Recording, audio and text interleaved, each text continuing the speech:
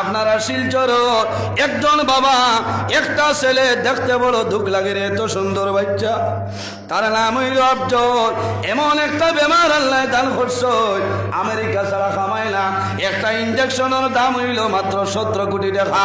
বাবাই খান দিতেছে। আমি আজ সকালে দেখলাম, দেখি আমার বড় দুঃখ লাগলো রে। কারণ মানুষের আওলাদের লোকে জমিল,